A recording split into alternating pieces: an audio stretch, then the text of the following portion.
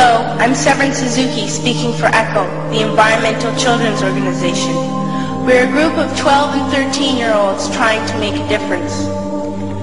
Vanessa Seti, Morgan Geisler, Michelle Quigg, and me. We've raised all the money to come here ourselves, to come 5,000 miles to tell you adults you must change your ways. Coming up here today, I have no hidden agenda. I am fighting for my future.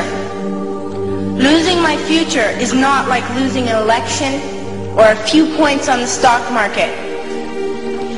I am here to speak for all generations to come. I am here to speak on behalf of the starving children around the world whose cries go unheard. I am here to speak for the countless animals dying across this planet because they have nowhere left to go.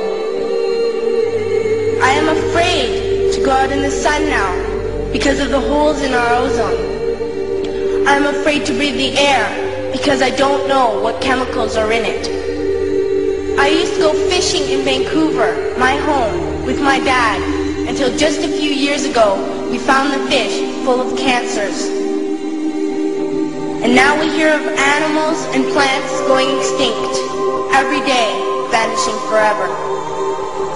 In my life, I have dreamt of seeing the great herds of wild animals, jungles and rainforests full of birds and butterflies.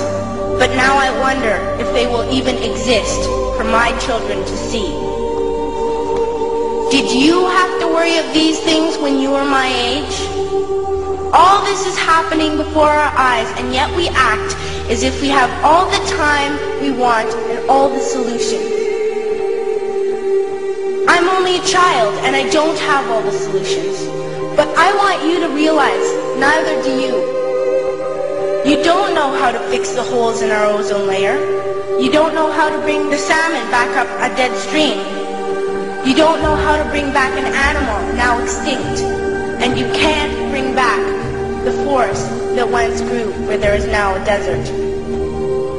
If you don't know how to fix it, please stop breaking it. Here, you may be delegates of your government, business people, organizers, reporters, or politicians.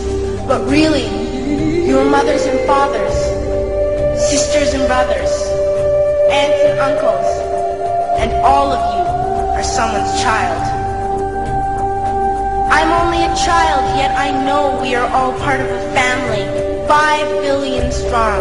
In fact, 30 million species strong. And borders and governments will never change that. I'm only a child, yet I know we are all in this together and should act as one single world towards one single goal. In my anger, I am not blind, and in my fear, I am not afraid of telling the world how I feel. In my country, we make so much waste. We buy and throw away, and yet northern countries will not share with the needy. Even when we have more than enough, we are afraid to share. We are afraid to let go of some of our wealth. In Canada, we live the privileged life, with plenty of food, water, and shelter. We have watches, bicycles, computers, and television sets. The list could go on for 2 days.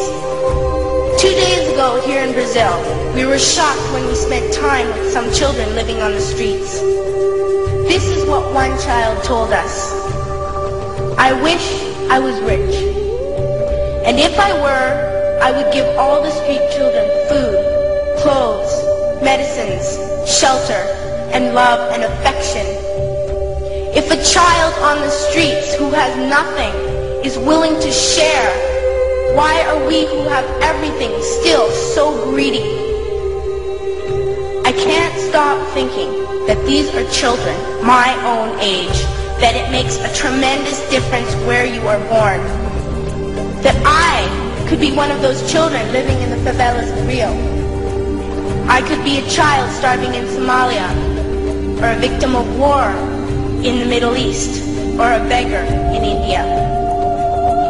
I am only a child, yet I know if all the money spent on war was spent on finding environmental answers, ending poverty, and finding treaties what a wonderful place this earth would be. At school, even in kindergarten, you teach us how to behave in the world.